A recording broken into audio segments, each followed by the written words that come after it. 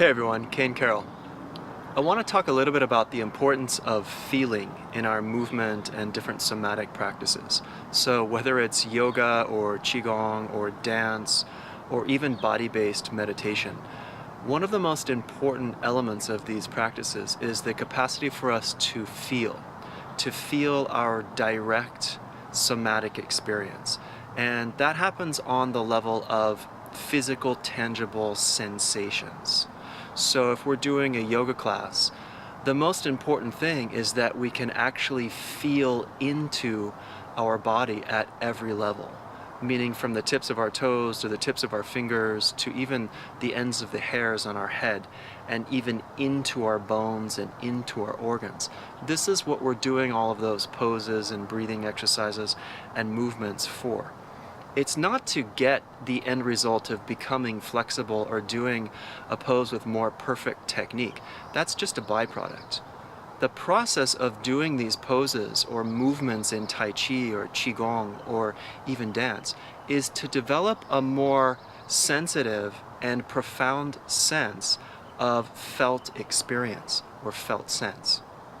So when we're able to do that, what happens is that our consciousness starts to permeate our body more and more. We start to gain a kind of intelligence that the intellect doesn't really wrap its head around, because it's rooted in the cells of the whole body and not just in the realm of rational mind. So what happens often with yoga classes in particular is that students see the teacher perform a particular pose, or if they've seen pictures of that pose in yoga magazines or online or whatnot.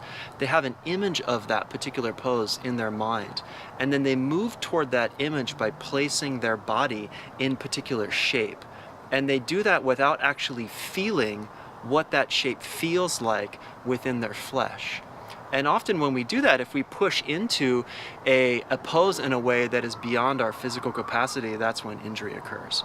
But injury can also occur as microtrauma over time if we're not paying attention to the feeling.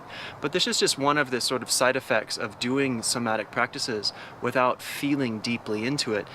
We can also start to use, it's sunset time and there's mosquitoes out, so excuse me while I gently brush them away. When we do somatic practices with the sense of feeling, what we start to gain is access into what deeply ails us. And this is usually stored in the flesh somewhere, and quite often related to early childhood traumas or difficult things that have happened to us through our lives that we weren't able to fully process, digest, assimilate, and then eliminate. And this is one of the beauties of all of our movement practices and somatic practices, is that they can actually help us heal and integrate these deep, deep things that have happened to us that are sort of buried beneath the level of our consciousness until we open up the body through mindful movement. So what allows us to do this is the ability to feel.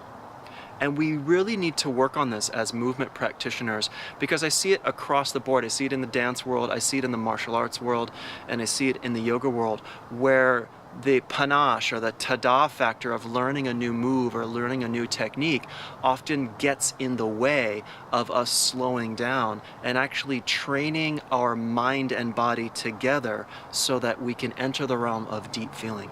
So a reminder to all of us who love movement practices and love transformational work to emphasize the ability of penetrative awareness within the flesh at the level of sensation, at the level of felt experience. This is where the rubber meets the road. I'll see you next time.